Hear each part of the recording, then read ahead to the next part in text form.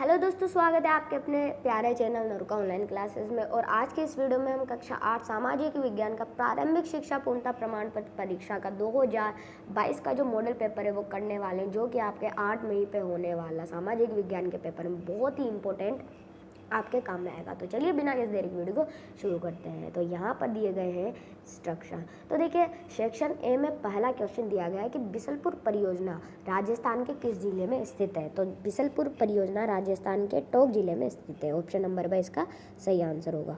अगला क्वेश्चन है, क्षेत्रफल की दृष्टि से भारत का सबसे बड़ा राज्य कौन सा है। तो राज्य कौन सा है? राजस्थान। अगला है, संविधान सभा के स्थायी अध्यक्ष कौन है? तो कौन थे? तो इसका आंसर हो जाएगा डॉक्टर राजेंद्र प्रसाद। तो अगला क्वेश्चन है क्वेश्चन नंबर 4, यह किसने कहा है कि हिंदू और मुसलमान भारत माँ की दो आंखें हैं। तो इसका सही आंसर हो जाएगा ऑप्शन नंबर ब सर सैयद अहमद खान ने। तो अगला क्वेश्चन है, राजस्थान के किस शहर को राजस्थान का मैनचेस्टर के नाम से जाना जाता है। तो इसका सही आंसर होगा भीलवाड़ा। ऑप्शन नंबर द इसका सही आंसर है। अगला क्वेश्चन है, सत्य शोधक समाज की स्थापना किसने की थी। तो इसका सही आंसर आएगा ज्योतिबा फूले। ऑप्शन नंबर ब इसका सही आंसर है। तो अब हम आ चुके हैं सेक्शन नंबर बी में। तो इसका पहला क्वेश्चन है, मावट किसे कहते हैं, इसके क्या लाभ है। What is called mawat, what are its advantage. तो देखो दोस्तों, सर्दी के मौसम में होने वाली वर्षा को क्या कहते हैं? मावट कहते हैं। यह वर्षा गेहूं की फसल के लिए अत्यंत लाभदायक होती है, क्योंकि इस वर्षा से गेहूं की फसल को शुरुआती बढ़त मिल जाती है। यह वर्षा उत्तर पश्चिमी भारत, उत्तर भारत और उत्तर पूर्वी भारत के इलाकों में होती है और फसलों के पोषण के लिए अच्छी मानी जाती है। ठीक है, अगर आपको इंग्लिश मीडियम में हो आप, तो आप इंग्लिश में भी पढ़ सकते हो कि mawat is regional in Haryana in Rajasthan with historical importance explanation यहाँ पर कुछ दी गई है। ठीक है, तो अब क्वेश्चन नंबर 8 है कि चेतावरी। देखो क्वेश्चन क्या है, बहुत इंपॉर्टेंट है क्वेश्चन। चेतावरी रा चुंगटिया किसकी रचना है, यह किस राजा के संबंध में लिखी गई। तो जो चेतावरी रा चुंगटिया है, ये कौन से राजा के संबंध में लिखी गई थी। तो इसका सही आंसर हो जाएगा चेतावरी चुंगटिया एक प्रसिद्ध राजधानी कलाकृति है, जिसे प्रसिद्ध स्वतंत्रता सेनानी केसरी सिंह बारट, इसका सही आंसर हो जाएगा केसरी सिंह बारट द्वारा बनाया गया था। यह रचना सोरठ छंद के रूप में की गई है। यह मेवाड़ के महाराणा फतेह सिंह को लिखा गया था, जिससे कि मेवाड़ के राजा लॉर्ड कर्जन द्वारा संचालित दिल्ली दरबार में भाग न ले। ठीक है, तो ये इसका आंसर है। ठीक है, अब ये 2-2 नंबर के क्वेश्चन हैं आपके सारे। तो क्वेश्चन नंबर 9 है, साक्षरता किसे कहते हैं। ये जो लिटरेसी है इसे क्या कहते हैं, व्हाट इज लिटरेसी। राजस्थान का कौन सा जिला सर्वाधिक साक्षरता वाला जिला है। तो इसका जो उत्तर आएगा वो होगा, देखो साक्षरता का अर्थ है साक्षर होना, अर्थात इसका मतलब है पढ़ने और लिखने की क्षमता से संपन्न होना। अलग अलग देशों में साक्षरता के अलग अलग मानक हैं। भारत में राष्ट्रीय साक्षरता मिशन के अनुसार अगर कोई व्यक्ति अपना नाम लिखने और पढ़ने की योग्यता हासिल कर लेता है, देखो अगर यहाँ से इसका आंसर है, अगर कोई व्यक्ति अपना नाम लिखने और पढ़ने की योग्यता हासिल कर लेता है तो उसे साक्षर माना जाता है। यानी कि जैसे आप हो, तो आप जो हो अपने नाम लिखने और पढ़ने की योग्यता आपके अंदर है, तो आपने हासिल कर लिए, तो आप क्या है, एक साक्षर हैं। तो आपको मैं क्या कहूँगा, साक्षर। ठीक है, तो अभी यहाँ पर एक और क्वेश्चन पूछा गया था बाद में कि राज्य का सर्वाधिक साक्षरता वाला जिला कौन सा है। तो इसका आंसर आएगा कोटा है। ठीक है, आगे आपको इसके आगे लिख देना है। तो क्वेश्चन नंबर 10 है, बहुत ही इंपॉर्टेंट है, ये मोस्ट इंपॉर्टेंट लगा हुआ कि कौशल विकास योजना क्या है, स्किल डेवलपमेंट प्रोजेक्ट क्या है। तो कौशल विकास जो योजना है ये भी बहुत इंपॉर्टेंट है आपके लिए, जो भी एग्जाम में आने की संभावना के जो चांस है वो बढ़ते हैं। देखो, केंद्र की नरेंद्र मोदी सरकार द्वारा प्रधानमंत्री कौशल विकास योजना को शुरू की गई थी। यानी कि जो मोदी जी हैं उन्होंने ये जो कौशल विकास योजना इनकी शुरुआत की गई थी। इस योजना के द्वारा 10वीं और 12वीं पास होने या ऐसे छात्र जिन्होंने पढ़ाई बीच में ही छोड़ दी है, तो जिन्होंने भी पढ़ाई 10वीं और 12वीं वाले पास है या फिर जिन्होंने पढ़ाई बीच में छोड़ दी है, तो ऐसे छात्रों को क्या देने के प्रशिक्षण देने देकर उनमें स्किल का विकास करना। अब स्किल का विकास करना यानी कि अगर वो नहीं पढ़े तो उन्हें भविष्य आगे जो फ्यूचर है उसमें कोई रोजगार उन्हें मिले, कोई उन्हें नौकरी मिल जाए छोटी मोटी जिनसे वो अपना गुजारा कर सके, अगर वो नहीं पढ़े लिखे भी हैं तो ये है कौशल विकास योजना। देखो आगे लिखा हुआ है, जिससे ऐसे छात्रों को भविष्य में रोजगार के अवसर पैदा हो सके। ठीक है, तो ठीक है, अगला क्वेश्चन 11th, राष्ट्रीय सुरक्षा है तो नागरिकों के प्रमुख 2 कर्तव्य बताइए। या आपने मतलब अपने मन से भी लिख सकते हो, है ना, ये कोई इतना हार्ड क्वेश्चन नहीं है। तो देखो इसमें आपको मैं बता भी देता हूँ कि क्या है। प्रत्येक नागरिक का यह कर्तव्य होगा कि वह संविधान का पालन करे और उसके आदर्शों, संस्थाओं, राष्ट्रध्वज और राष्ट्रगान का आदर करे। स्वतंत्रता के लिए हमारे राष्ट्रीय आंदोलन को प्रेरित करने वाला उच्च आदर्शों को हृदय में संजोए रखें और उनका पालन करें। ठीक है, तो अगर इसमें देखो कोई याद करने की बात भी नहीं है, क्योंकि आप भी इसे आराम से मन से भी लिख सकते हो। अगला क्वेश्चन है, मद्यपान के कोई आपको 2 दुष्प्रभाव बताते हैं। जो कि जो लोग शराब पीते हैं तो आपको कोई उसके 2 मतलब दुष्प्रभाव बताने हैं। ठीक है, तो इसमें आप अपने मन से भी लिख सकते हो। तो यहाँ पर लिखा गया है, फर्स्ट है, शराब पीने से व्यक्ति का सामाजिक, आर्थिक व नैतिक स्तर गिरता है, यानी कि उनका जो दिमाग है वो एक जगह नहीं रह पाता, वो मतलब अलग अलग उसे विचार आते हैं, पागलों की तरह हरकतें करने लग जाता है, उसके जो बॉडी बैलेंस है उसके पास नहीं रहती, उसका जो मतलब ब्रेन रहता है ना वो आधा डिसक्वालीफाई हो जाता है, यानी कि वो आधा काम करना बंद हो जाता है। फिर जो आदमी है वो कुछ भी कर लेता है। शराब पीने के बाद व्यक्ति को जब होश आता है, मतलब यहाँ पे लिखा हुआ है, शराब पीने के बाद व्यक्ति का जो जोश अधिक आता है, जोश बहुत रहता है, अगर वो कुछ भी काम कर रहा है तो उसके अंदर जोश बहुत होगा, जिससे वह अनैतिक कार्य करने के लिए प्रेरित होता है। अनैतिक कार्य यानी कि बुरे कार्य। ठीक है,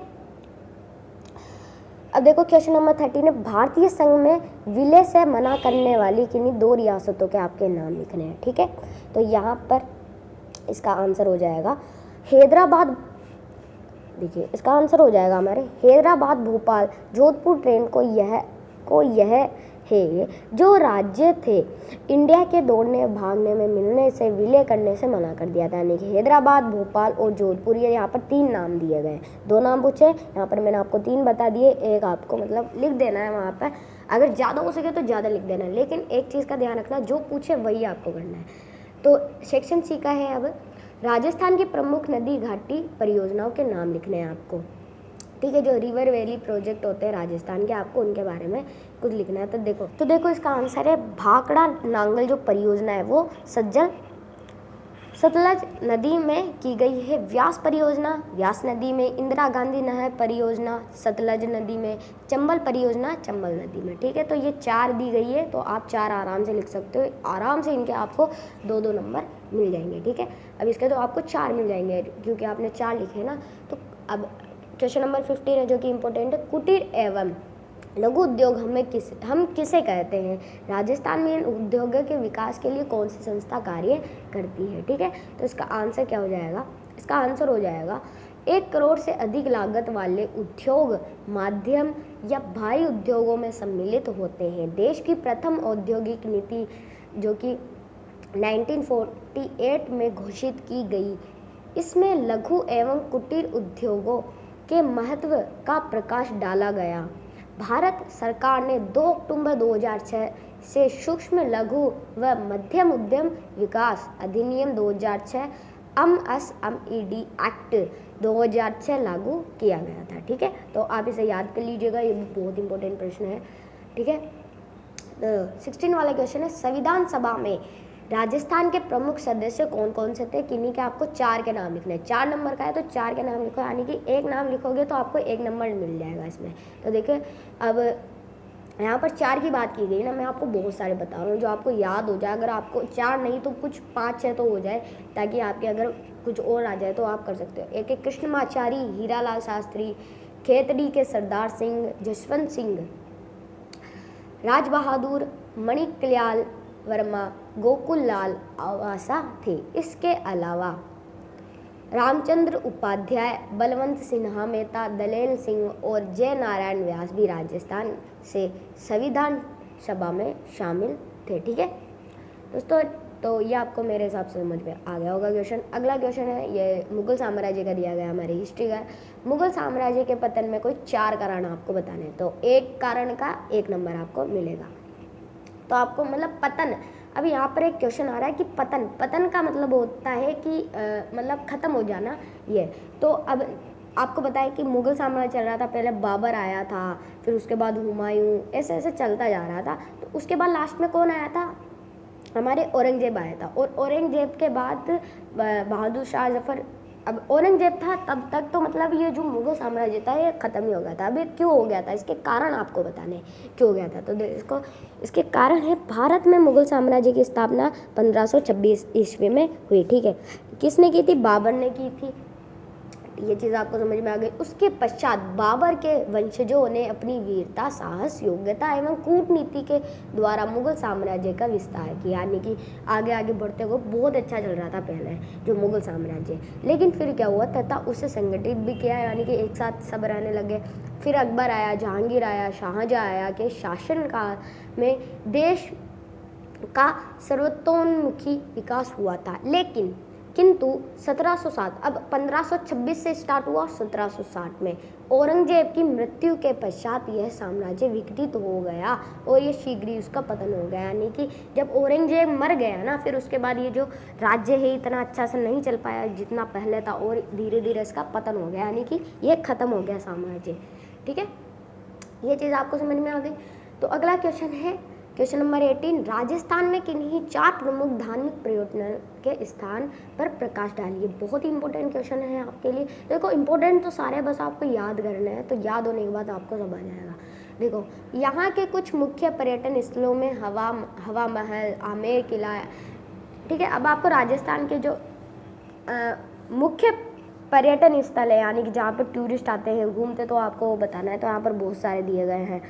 देखो हवा महल है, आमेर का किला है, जंतर मंतर है, नारायणगढ़ किला है, सिटी पैलेस है, चौकी धानी है, अल्बर्ट हॉल है, म्यूजियम है, अल्बर्ट हॉल म्यूजियम, बिरला मंदिर आदि शामिल है। यह शहर सुंदर किलों, मंदिरों व संग्रहालय आदि से अपनी शोभा बढ़ाता है। तो यह आप अपने मन से भी लिख सकते हो, आपको कुछ तो याद होंगे ना, तो बस आराम से आप लिख सकते हो।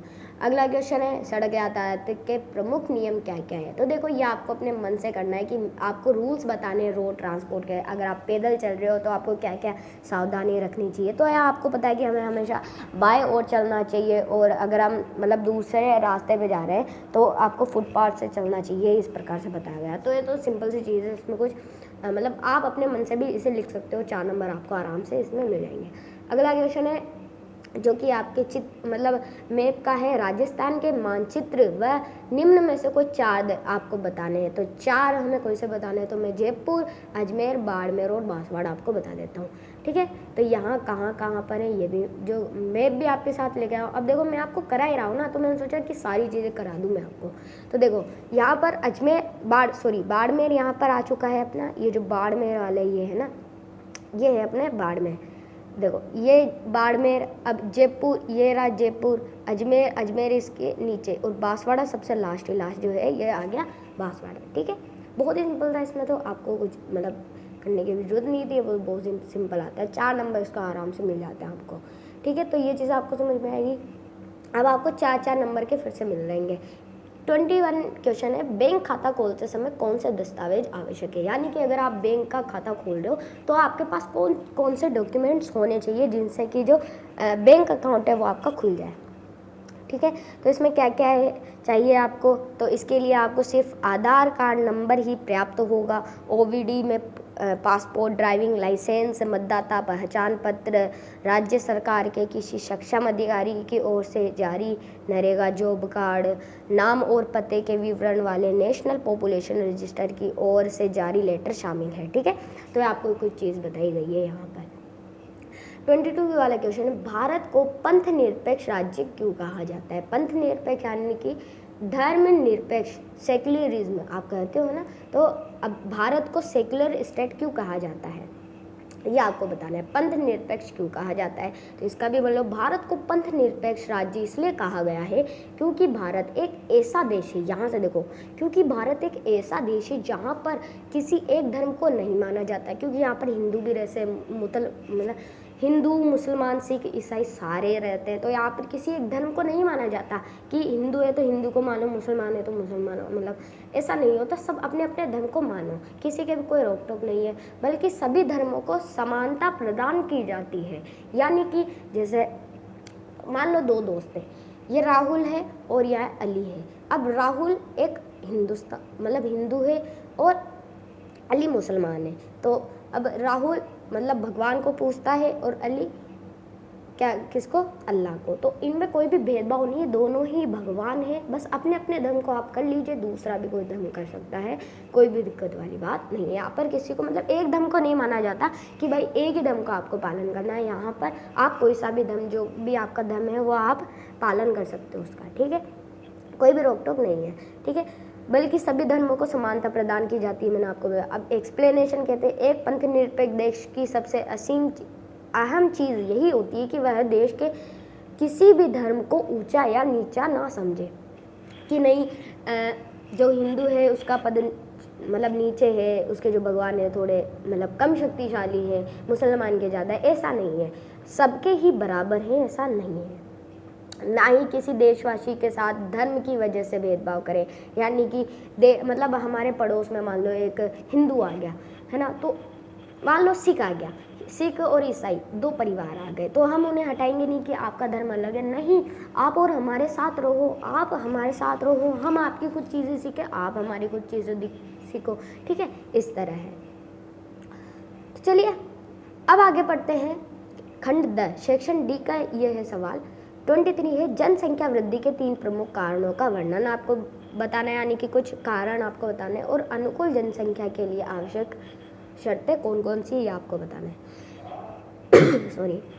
तो देखो इसका आंसर क्या हो जाएगा, बहुत बड़ा इसका है। हमारे देश में विज्ञान ने काफ़ी विकास किया है, ठीक है, आपको पता बहुत ही विकास किया है, कोई भी इसमें मतलब दूसरी बात तो है नहीं कि नहीं किया है। तो ये तो विकास ने काफ़ी विकास किया है। आज विश्व में जब कहीं भी विज्ञान के विकास की चर्चा होती है तो हमारे देश का नाम अवश्य लिया जाता है। भारत का विज्ञान के क्षेत्र में व्यापक स्तर पर विकास कर लेने के बाद हमारे देश का नाम विकसित देशों में सूची में नहीं आता। आज भी यहाँ पर ये बात हो रही है।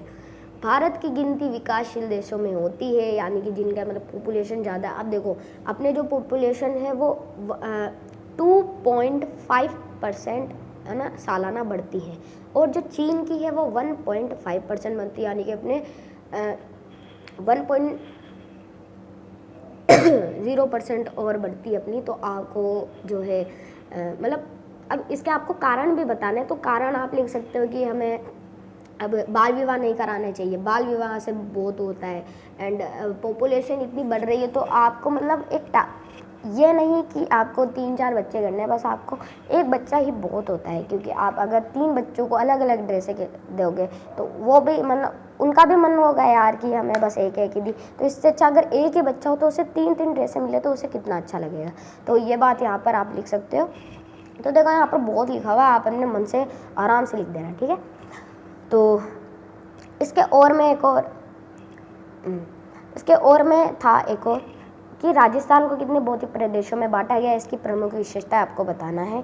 तो अथवा में ये जो है अरावली पर्वत श्रृंखला राजस्थान को 2 असमान भागों में बांटती है। अरावली पर्वतीय प्रदेश का विस्तार राज्य के 7 जिलों सिरोही, उदयपुर, राजसमंद, अजमेर, जयपुर, दौसा और अलवर में अरावली पर्वतमाला की औसत ऊंचाई समुद्र तट से 930 मीटर यानी कि 1 किलोमीटर के आसपास है ना, राज्य के कुल क्षेत्रफल का 9.3% है, ठीक है। तो अब क्वेश्चन नंबर 24 है अपने कि आपको भारतीय संविधान के प्रमुख विशेषताओं का आपको वर्णन करना है। तो आप बहुत सिंपल है, ये भी आप आराम से कर सकते हो, इसमें कोई भी दिक्कत वाली बात नहीं है। तो देखो यहाँ पर मैं आपको थोड़ा समझा देता हूँ, बहुत है, आप आराम से कर लेना, ठीक है। और अगर आपको इसकी PDF चाहिए तो आप मुझे कमेंट में भी बता देना, मैं आपको इसकी PDF भी प्रोवाइड कर दूंगा। तो देखो समानता का अधिकार है, स्वतंत्र अर्थात बहुत है, अब देखो यहाँ पर समानता का अधिकार है, स्वतंत्रता का अधिकार है, प्राणदेही स्वतंत्रता, यहाँ पर बहुत है, आप आराम से कर लेना, कोई दिक्कत वाली बात इसमें नहीं है। तो अगला क्वेश्चन है, भारत राष्ट्रपति का निर्वाचन किस प्रकार होता है? राष्ट्रपति की सामान्य शक्तियों का आपको वर्णन करना है, ठीक है। तो अब इसके अंदर मैंने नहीं किया है क्योंकि एक ही बहुत है, आप एक ही कर लीजिएगा, ठीक है। एंड आगे क्वेश्चन नंबर 25 है कि 1857 की जो क्रांति, राजस्थान का योगदान था, उसके प्रमुख परिणाम क्या थे? तो आपको ये लिख देना, आपके मन से आपको लिखना, अगर आपको नहीं है तो आप क्वाइट इंडिया मूवमेंट के बारे में भी लिख सकते हो, ठीक है। तो ये था आपका क्वेश्चन, 25 क्वेश्चन मैंने आज आपको कंप्लीट करा दिया गाइस। तो आपको कैसी लगी हमारी वीडियो प्लीज़ कमेंट में ज़रूर बताना। वीडियो अच्छी लगी तो लाइक शेयर और सब्सक्राइब करना।